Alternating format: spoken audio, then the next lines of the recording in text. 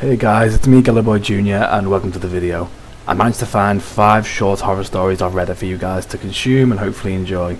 Credit to the guys and girls who wrote these stories, their names will be down in the description. Hope you enjoy them, guys. Catch you later. She's always watching. Have you ever had a stalker? If you said yes, you know how scary that is. Even if the stalker isn't much of a threat to you physically, just knowing that you're being watched, wondering if someone's going to creep out the closet, leaves you feeling vulnerable and afraid. You can call the police, sure, get a restraining order if you want. You could even move house, change your phone number. For more desperate measures, you can turn to violence, maybe even kill them if it comes to it.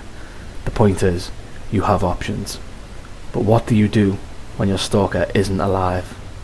Calling the police won't help. Can't arrest what you can't see. Same is true for any violence against it. So what you do?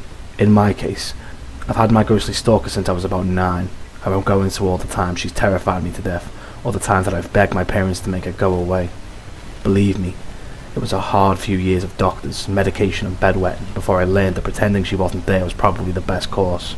The nights were worse. I was alone with her, in the dark. My nightlight never seemed bright enough. I tried not to look at her. Her presence was so consuming that it just made focusing on anything else impossible. So I'd watch her standing across my room, her long stringy hair draped over her shoulders, her pale skin seeming to glow in the darkness. The ghost, as I've taken to calling her, has never harmed me or spoke to me. She only ever just stood there, her black eyes focusing on me with such intensity, and her pale fingers curled as if ready to sink those sharpened fingernails into my flesh. Her stare never wavers. She never blinks. I'm all she sees, or so I thought. Last night I awoke from a nightmare that left me drenched in sweat. I immediately saw her staring at me, but even in the darkness, I knew something was different. Her face, which had always seemed to be void of any emotion, was twisted in rage. Her lips were pulled back so I could see almost every single tooth. Her body looked tense, as if she was ready to pounce. I wanted to run, but something stopped me. Something thin and grey with skin dry and cracked shuffled from under my bed. Its hideous face was gaping up at me, all smiles and teeth. It uncoiled its long fingers reaching for me, but before it could grab me, my ghost stalker lunged. She was on the thing under my bed in a flash. I squeezed my eyes shut, but it didn't stop the sounds. She was still there this morning, her fingernails caked with dry blood, that same intensity in her eyes, and she's still there now, watching and waiting, never looking away, her stare never wavering, and I pray that it never does. The broken pizza.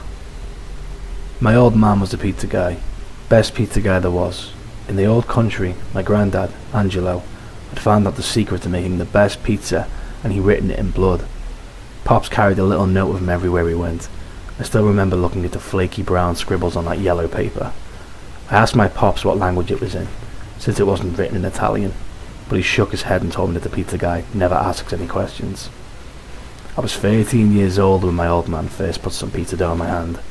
By the end of that year, I had marinara in my veins. The fire was in me, and my pop took notice. One night after we closed up shop, he gave me a forceful pat on the back and gave me a Coke. "You've got the family fire in you, son," he smiled. He said I was going to be the best pizza guy the family had ever seen, and I'd worked so hard I deserved to take the day off and go to school. The next day, a Monday, I'll never forget.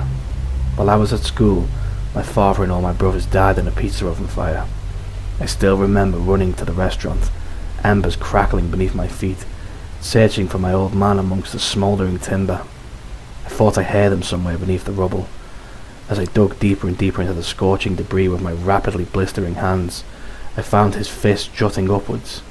He must have known I was there, because his hand opened, and I caught sight of my grandpop's old note.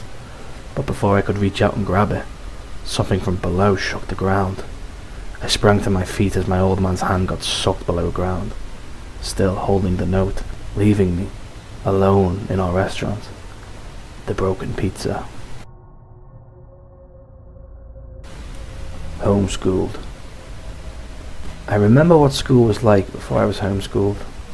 I remember how my mummy would never let me stay home from school, She always made me wake up so early. I remember how the kids were mean to me sometimes, like when Reagan said my backpack was stupid. I remember how I had to eat the stinky food the lunch ladies gave me, how my friend Avy's mummy always packed them yummy snacks. I remember how much I hated PE. They always picked me last. I remember how my teacher, Miss Hawthorne, was my best friend. She would always let me play inside when the kids were mean to me on the playground. She would give me goldfish crackers and cookies when the lunch lady's food was gross. She would give me big hugs and tell me she wishes she had a kid just like me. I remember what school was like before I was homeschooled. Miss Hawthorne keeps telling me that homeschooling is so much fun, but I miss my mummy and my friends. I wonder what the rest of the class is doing since Miss Hawthorne took me away to homeschool. My special day. Today is my day. I wake up with the slight trembles running through my legs, taking care not to stumble. I get up from my bed and walk over to the mirror. I pull out my beauty satchel and lay out the different hairbrushes. One for detangling, one for brushing, a third for shine. Handcrafted by my father for my sisters and I to use. It's no joke when you've got a head of hair like mine. Each strand carried from day of birth, never cut, trimmed, or altered. I start with the detangler. Today is my day. The excitement I feel is numbing. I have known this day would come from the moment I could speak, but it never felt quite real. I don't know why the trembles have turned to shakes. Who knew noble bliss could have such a physical toll on my body? My face is pale and sickly, so I apply the red powder gifted to me the night before. The artificial colour is not as beautiful as my natural blush, and I'm saddened to think I won't look my best today. Today is my day. I murmur the songs of my people under my breath as I stroke the old doll in my lap. I think of my last sister holding the same toy on her day, and the sister before her.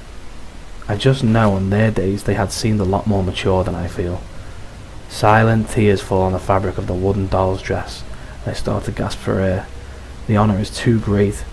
Like them, I have been chosen. Today is my day. The elders come in, followed by men in robes who tie my wrists and ankles, and I am led out to the main congregation area. The people of my village cheer and rejoice, falling to their knees as they praise the leader as he speaks. Today is Abayomi's 10th birthday. It is her special day, he announces as the robed men lift me and place me on the concrete slab at the centre of the ceremony. Today she gifts us the blood from her body to help our community heal from the curses placed upon us, to help rid us of this sickness and this evil inflicted on our people. Bless thee, Abayomi. Bless thee, Abayomi, my people chant back. I'm not supposed to, but I crane my neck to sneak one last peek. My mother is in the front row, head bent low to the ground in prayer. She lifts her gaze for an instant, and I see the red veins of happiness stain her eyes. I close my own eyes and embrace the blackness before me. Even though I cry through my closed lids, I am still so happy. Today is my special day.